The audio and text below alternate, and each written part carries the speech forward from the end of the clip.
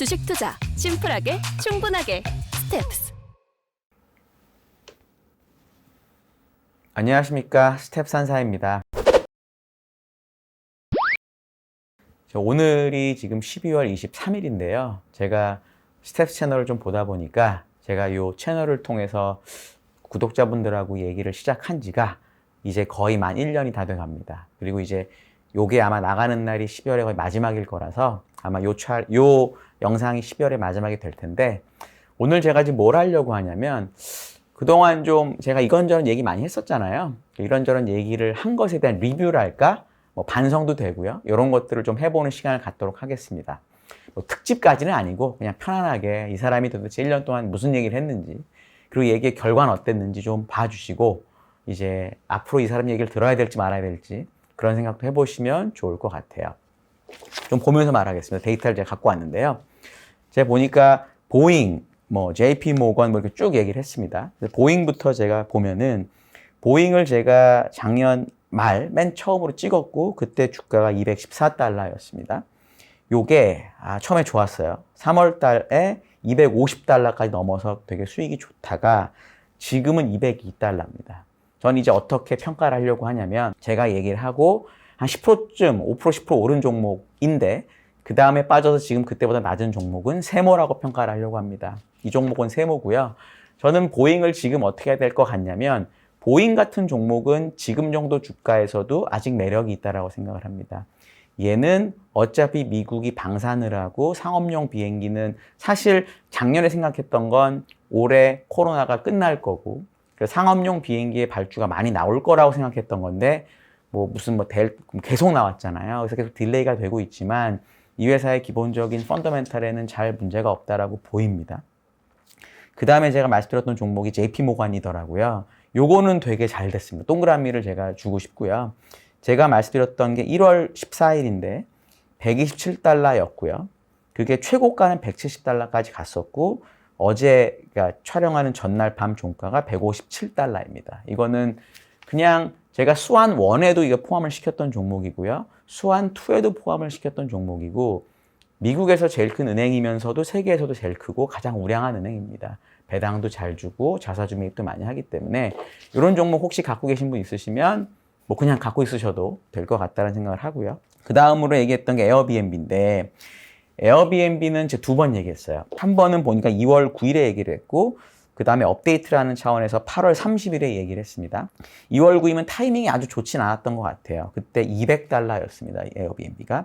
다행히 그리고 216달러까지 3일 만에 올랐는데 지금은 170달러 정도 합니다. 그러니까 이 첫 번째 에어비앤비를 얘기 드렸던 시기는 시기적으로 아주 좋진 않았다라고 생각을 해서 세모 정도인 것 같은데요.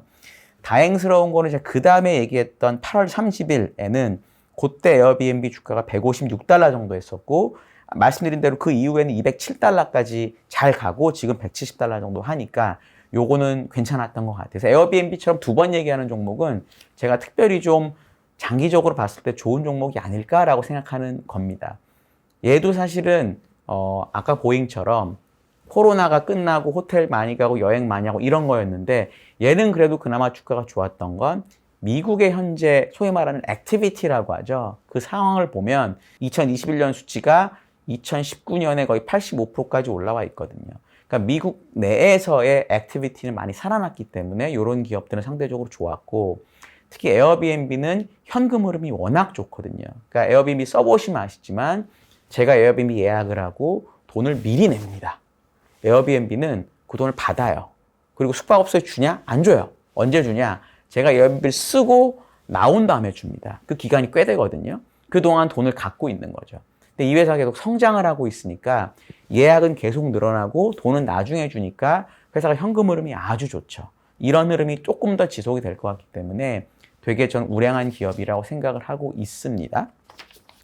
그 다음에 L3 해리스 말씀드렸고, 이것도 2번 정도 이야기를 했던 종목인데요. 2월 16일에 한 번, 그 다음에 7월 12일에 한 번입니다. 2월 16일에 185달러였고요. 고점이 10월 22일이었네요. 244달러. 지금은 207달러입니다. 요거는 그러니까 저점, 고점 뭐 나쁘지 않습니다. 처음에 사신 분이라면 뭐 아직까지 나쁘지 않고, 배당도 그동안 2번 이상 받았을 거니까. 근데 이제 7월 12일에 업데이트 할 때는 주가가 224달러였어요. 그러니까 이때는 사실 그 이후로는 주가가 그 244달러 가고 빠진 상태라 요때 사신 분들은 조금 일부 손실이 있을 수 있습니다. 그런데 아까 보잉하고 요건 약간 결이 다른데 얘도 방산 업종으로 포함이 되어 있긴 하지만 얘는 특징이 뭐냐면 우주 부분에 비중이 있다는 게 저의 포인트였어요. 어차피 미국이 요즘 중국이랑도 말이 많고 러시아랑도 말이 많고 이렇거든요. 그러니까 어차피 방위 산업 관련된 돈을 줄이거나 할 일은 없어요. 쏘진 않아도. 근데 사실 올해 3월달, 2월인가 3월 헷갈리는데 캐시우드가 우주 ETF 만든다는 걸로 얘가 조금 더 강하게 치고 나갈 줄 알았는데 하필이면 그 이후에 캐시우드가 주장했던 얘기들이 잘 안 통했거든요.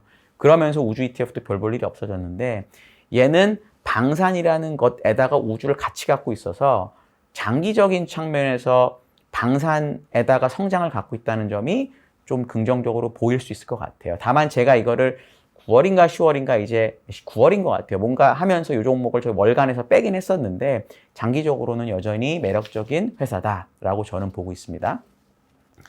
그 다음에 이제 제가 올해 가장 바보처럼 얘기했던 게 이제 바이오가 있네요. 바이오를 제가 4월 16일에 처음 말씀드렸고 XBI ETF입니다. 얘가 130달러였습니다. 그때. 다행히 한 2주 동안 올라요. 그래서 140달러까지 갔다가 이게 현재는 117달러입니다. 그러면 10%쯤 빠졌으니까 뭐 괜찮지 않아요라고 얘기할 수 있지만 저로서는 왜 이게 진짜로 바보 같냐면 그때부터 S&P가 한 15%쯤 올랐거든요. 그러니까 만약에 투자하는 사람 입장에서 S&P를 안 사고 얘를 샀으면 거의 20% 가까이 손해를 본 거죠. 그래서 얘는 확실하게 잘못한 콜. 올해 제가 잘못한 콜이고요. 9월 16일에도 130불이었네요. 다시 한번 얘기할 때. 이게 지금 117불이고 9월 16일 이후에는 이 주가를 넘은 적이 없습니다. 그러니까 계속 손실이 난 상태이고요. 어떻게 생각하느냐. 바이오가 제가 이제 연간 전망도 다음 주, 그다음 주 얘기를 드리려고 하는데 지금 생각은 올해 제가 XBI가 될 것 같다고 생각했던 요인이 있었습니다. 뭐였냐면 코로나임에도 불구하고 임상시험 건수가 많이 늘어날 거고 시장의 관심도 코로나가 없어지면서 코로나 외의 약으로 관심이 커질 수 있다고 생각을 했습니다. 근데 지금 이제 연말이죠. 임상시험 건수를 보니까 올해까지 임상시험이 작년 대비 현재까지 2%밖에 안 늘었더라고요. 역사적인 데이터를 보면 임상시험 건수와 이 주가의 관계가 의외로 상관관계를 많이 갖더라는 거죠. 그러니까 제 생각보다 코로나라는 게 조금 더 오래 지속되면서 다른 임상시험이 조금 덜 늘어나다, 늘긴 했는데 그 부분이 하나 있었고요. 두 번째는 물론 작년에 IPO를 바이오가 워낙 많이 하긴 했지만 올해 IPO가 작년보다 줄었어요. 근데 작년에 IPO가 많이 해서 올해 준 게 좋다라고 볼 수도 있거든요. 왜냐면은 생각보다 주식 공급이 없었으니까. 근데 이것도 역사적인 그래프를 그려보면 IPO의 규모가 많을 때 주가가 좋더라고요. 이게 좀 우리가 배운 상식하고 다르죠. IPO를 많이 하면 주식 공급이 많이 되기 때문에 주가가 안 좋다라는 건데 바이오는 다른 것 같아요. 뭐냐면 IPO를 많이 한다는 얘기는 그동안에 비상장을 샀던 VC들이 엑싯을 한다는 얘기고 시장에 관심도 많고 뭔가 대형 기업들이 투자를 더 많이 한다는 뜻이거든요.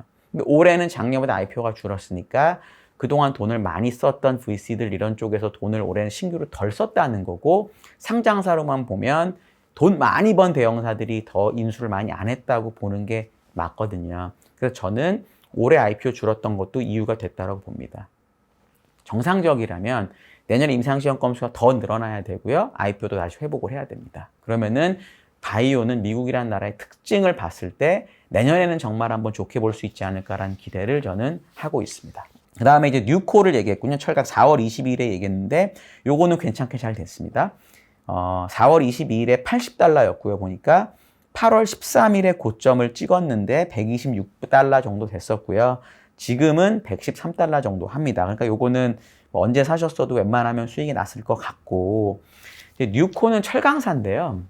저는 내년에 대해서 이렇게 생각을 하고 있어요. 그러니까 올해 좋았던 거가 갈 거고 그다음에 올해 안 좋았던 것 중에서 진짜 안 좋았던 게 갈 거라서 올해 애매하게 안 좋았던 소재 산업재는 오히려 내년에 조금 더 덜 갈 수 있다라고 생각을 합니다. 물론 뉴코는 미국에서만 사업을 하는 전기료 기업이기 때문에 제 생각에는 전 세계에 있는 철강 기업 중에 제일 좋은 회사인 건 맞는 것 같아요. 근데 다른 미국 종목들에 비해서는 상대적으로 약할 수 있다는 생각을 가지고 있습니다. 그리고 그렇군요. 5월 31일하고 7월 26일에 얘기한 애플이 있습니다. 애플은 124달러였네요. 처음에 얘기했을 때.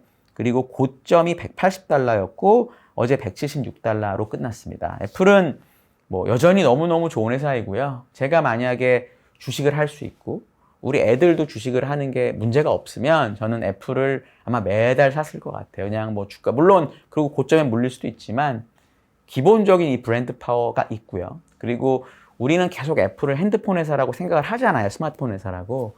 근데 애플은 결국은 플랫폼 회사에 가깝다. 애플 기계가 전 세계에 11억대 깔려 있거든요. 거기서 뭘 할지 몰라요. 애플이. 이거 똑똑한 사람들 많으니까. 그런 관점에서 애플은 계속 좋게 보는 게 맞을 것 같고요.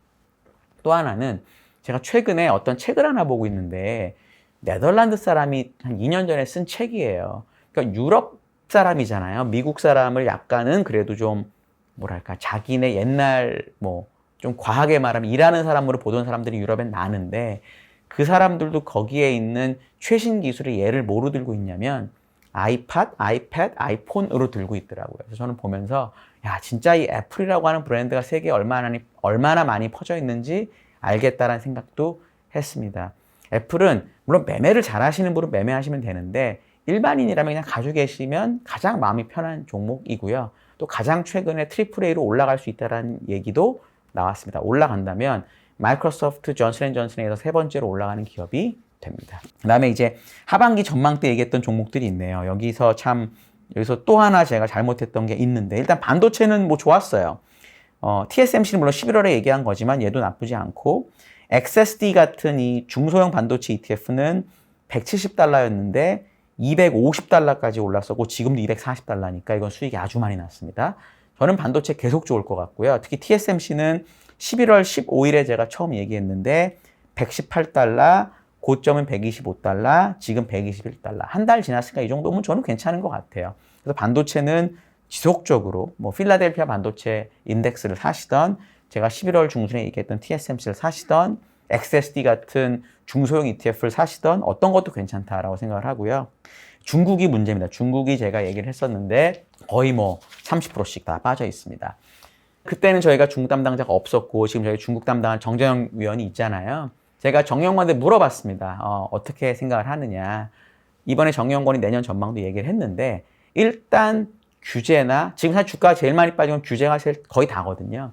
이 규제에 대한 부분은 어느 정도 나올 만큼 나오지 않았냐라는 의견이 많습니다. 그래서 그런 관점에서 보면은 지금 주가에서 물론 이걸 먼저 정리하신 분은 너무 좋고 그다음에 얘를 팔고 예를 들어 아까 얘기한 미국 관련 주식 사는 것도 너무 좋은데 그게 아니라 나는 좀 장기적으로 뭐 더 적립식으로 가져가겠다라고 하시면 지금 주가는 나쁘지 않은 것 같아요. 개인적으로는 저는 특히 중국의 택 기업들은 뭐 단기적으로는 모르겠는데 중국 정부에서 그렇게 쉽게 망가뜨릴 가능성은 별로 없다라고 저는 보고 있습니다. 그 다음에 우버가 있고요. 그 다음에 로빈후드 이렇게 두 개가 남아 있습니다. 우버는 11월 초에 제가 얘기를 했고 말씀드릴 때 44달러, 고점은 47달러, 지금 43달러예요. 지금 한 달 보름 지났는데 뭐 괜찮다고 생각합니다. 이거는 윗 코로나가 되면은 수요가 늘어나는 것도 있지만 위드 코로나가 돼서 일할 사람이 늘어나면 기사들이 늘어나고 대기 시간이 줄어들기 때문에 우버 안 쓰던 사람들까지 쓴다라는 측면까지 고려하면은 나쁘지 않고요. 로빈후드도 문제죠. 이것도 주가가 30% 이상 빠져 있습니다. 발표하고 조금 리포트를 내고 말씀을 드리고 제가 그때 이제 규제가 심화되면 안 좋고 규제가 그냥 가면 나쁘지 않다라고 얘기했는데 이것도 한 1, 2주 있다가 게리 갠슬러 SEC 의장이 무슨 규제 얘기를 하더라고요. 그래서 거기서 한번 봤고요. 그리고 최근에 이제 11월 초부터 특히 많이 빠지고 있는 건 이제 제가 다음 시간에 얘기 드릴 전망과도 관련이 되지만 중소형 성장주가 망가지면서 비트코인이 많이 빠졌습니다. 이 로빈후드는 비트코인, 이 가상화폐, 암호화폐 매매도 매출이 되게 큰 영향을 차지하는데 3분기 실적 발표에서 암호화폐 부분의 매출이 많이 줄었거든요. 그런 부분 때문에 지금 많이 빠져 있어서 얘는 규제하고 암호화폐에 대한 뷰가 확실하신 부분만 건드리는 게 좋겠다라고 저는 생각을 합니다. 이 정도로 올해를 정리를 해보면 다행스럽게도 잘 된 게 안 된 것보다 많은데 내년에는 최대한 안 되는 게 없는 쪽으로 제가 연구를 해보도록 노력을 하겠습니다. 연말인데요. 새해 복 많이 받으시고 코로나라서 막 원래 지금 시기면 막 막연회하고 막 이래야 되는데 못 하잖아요. 그래도 귀하다고 생각하신 분들한테 연락도 좀 드리고 찾아뵙고 하는 좋은 연말이 됐으면 좋겠습니다. 올 한 해 정말 감사드립니다.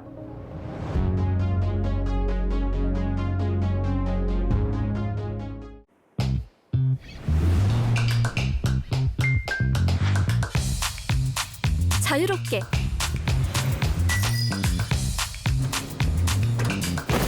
편리하게 간결하게 그랬더니 집중 투자의 핵심에 집중하다. 우리는 심플 그러나 충분 주식 투자 심플하게 충분하게 스텝스